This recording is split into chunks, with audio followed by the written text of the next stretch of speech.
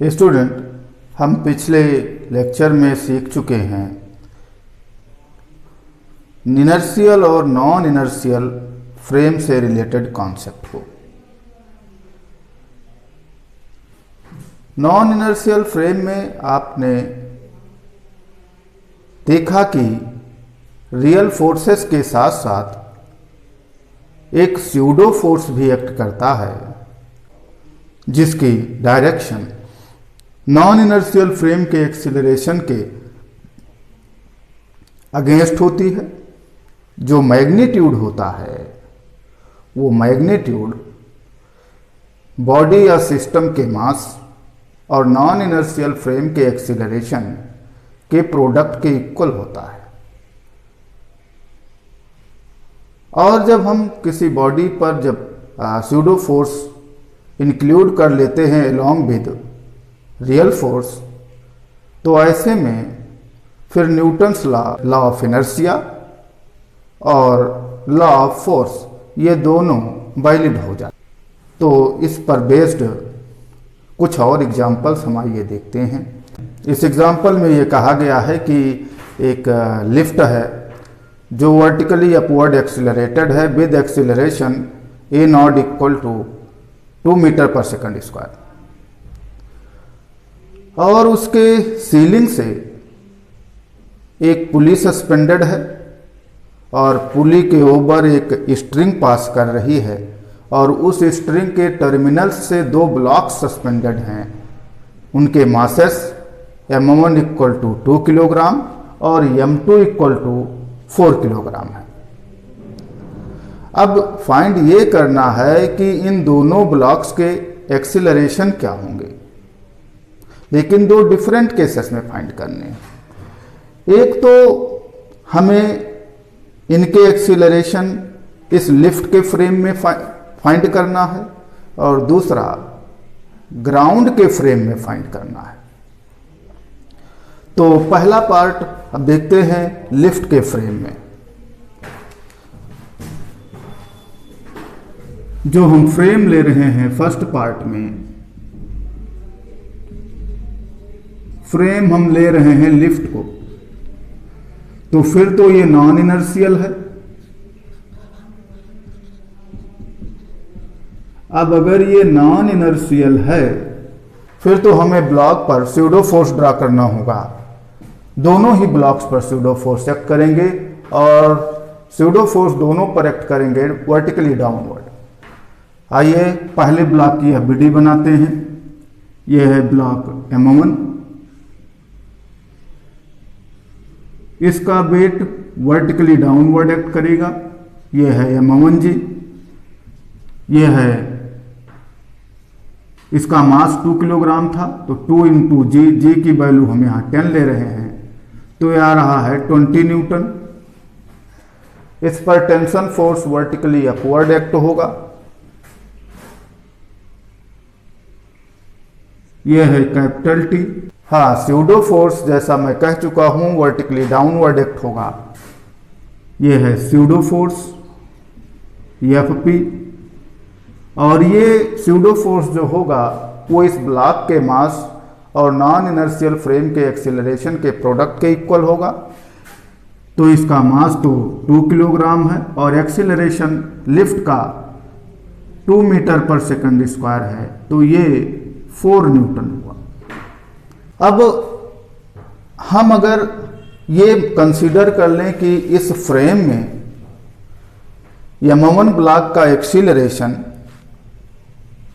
Small ये है upward direction में, तो ऐसे में फिर तो नेट फोर्स अपवर्ड होगा और वो नेट फोर्स जो होगा वो capital T minus m1g minus FP, इसमें वैल्यूज को पुट करते हैं तो F नेट जो आ रहा है वो T माइनस m1g है 20 न्यूटन माइनस FP 4 न्यूटन।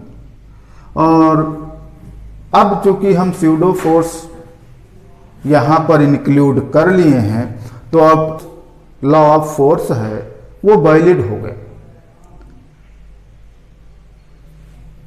जो एफ नेट होगा वो ब्लॉक m1 के मास और ब्लॉक m1 का जो एक्सीलरेशन होगा वो इस फ्रेम में, लिफ्ट के फ्रेम में उसके प्रोडक्ट के इक्वल होगा।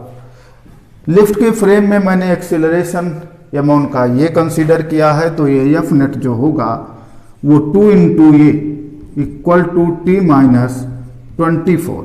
ये एक इक्वेशन यहां से मिल गया हमें। इसी कॉन्सेप्ट को हम सेकंड ब्लॉक के लिए भी अप्लाई करते हैं। तो एफबीडी ऑफ सेकंड ब्लॉक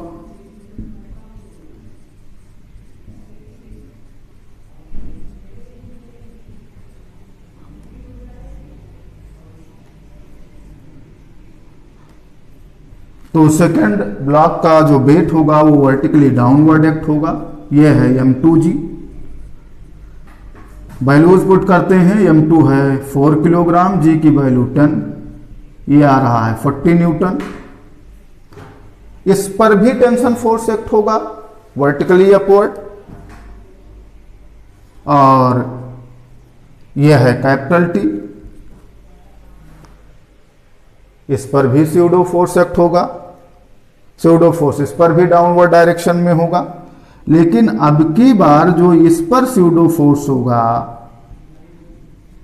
वो इस ब्लॉक के मास और नॉन इनर्शियल फ्रेम के एक्सीलरेशन के इक्वल होगा। तो इस ब्लॉक का मास तो 4 किलोग्राम है और लिफ्ट का एक्सीलरेशन था 2 मीटर पर सेकंड स्क्वायर, तो ये आ रहा है 8 न्यूटन। अब इस लिफ्ट के फ्रेम में इस ब्लॉक का एक्सीलरेशन क्या है ये कैसे पता हो? तो थोड़ा ध्यान दें।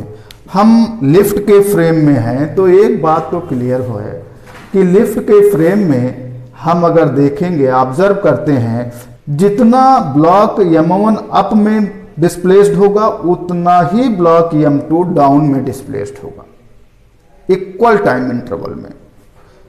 अगर इक्वल टाइम इंटरवल में डिस्प्लेसमेंट के मैग्नीट्यूड इक्वल हैं तो डेफिनेटली जो वेलोसिटी होगी उसका भी मैग्नीट्यूड इक्वल होगा, यानी m1 की वेलोसिटी m2 की वेलोसिटी के मैग्नीट्यूड के इक्वल होगी।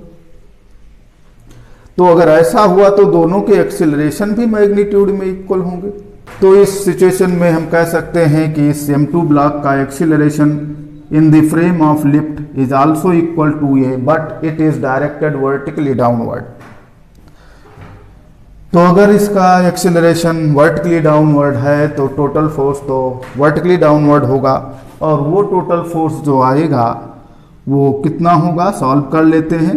एफ नेट इस केस में जो आ रहा है वो F dash P plus m2g, इसमें से सब्ट्रैक्ट कर देंगे कैपिटल टी को। सारी वैल्यूज को पुट करते हैं तो ये जो नेट फोर्स होगा वो ब्लॉक का मास और ब्लॉक का एक्सीलरेशन इन दोनों के प्रोडक्ट के इक्वल होगा। ब्लॉक का मास है 4 किलोग्राम और एक्सीलरेशन वर्टिकली डाउनवर्ड है small a, equal to F dash P 8 newton है, प्लस m2g वो है 40 न्यूटन माइनस टी। अब इसे और आगे हम सिंप्लीफाई करते हैं तो ये आ रहा है 4a equal to 48 minus T. हमें दो रिलेशंस मिल चुके हैं।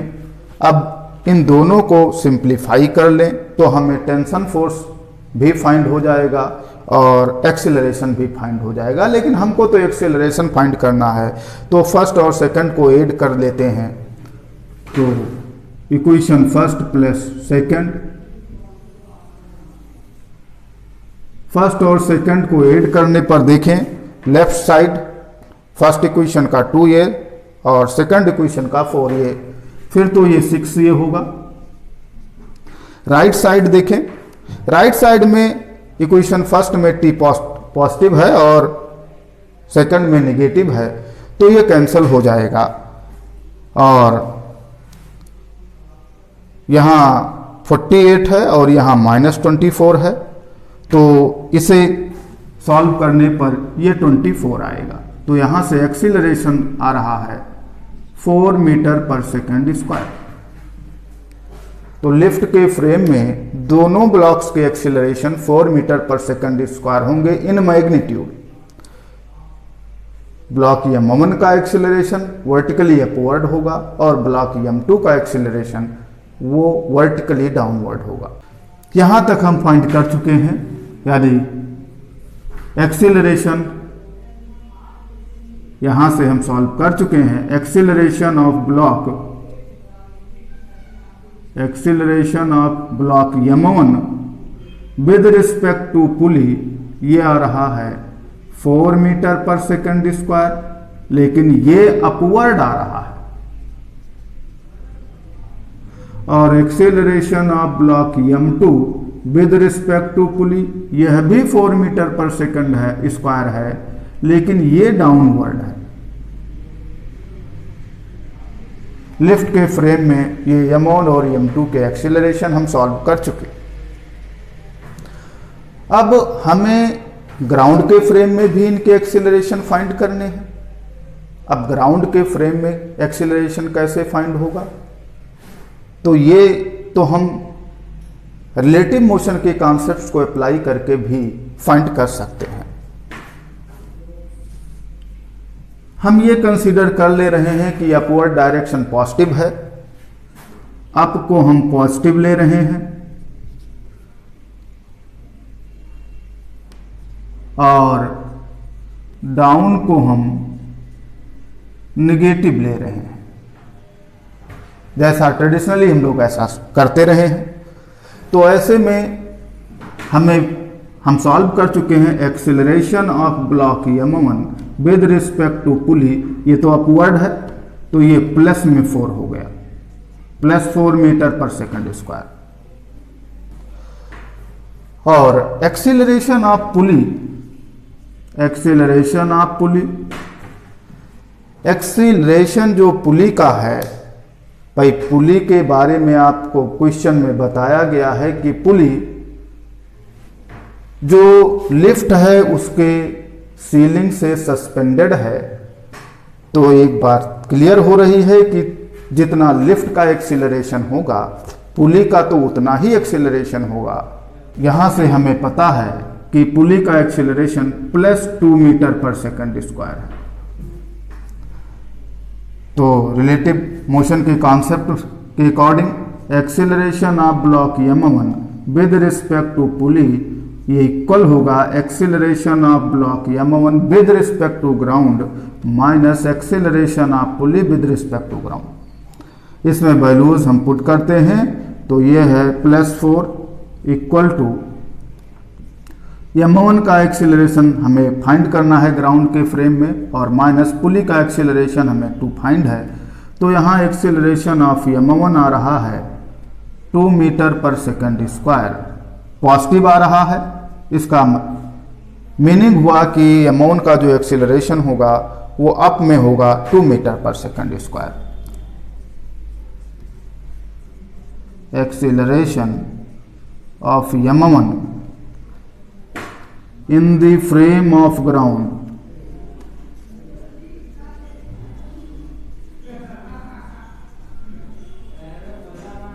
is 2 meter per second square upward।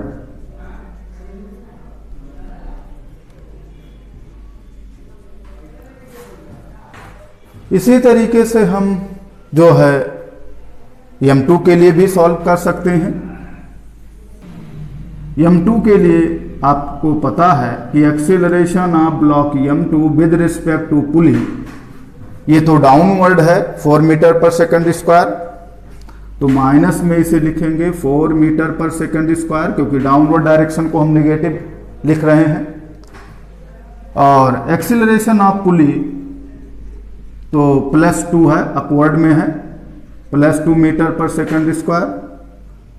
तो रिलेटिव मोशन के कॉन्सेप्ट के according acceleration of block m2 with respect to pulley is equal to acceleration of block m2 minus acceleration of pulley.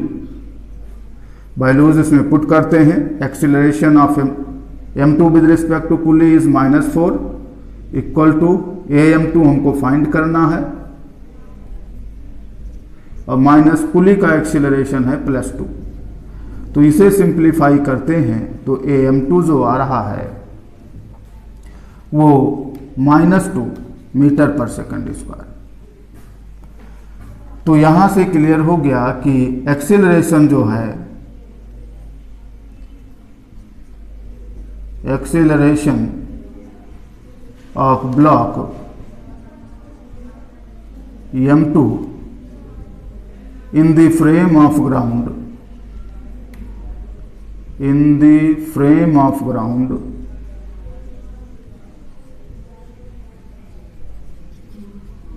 is 2 metre per second square, लेकिन negative आया है तो वो downward होगा, in downward.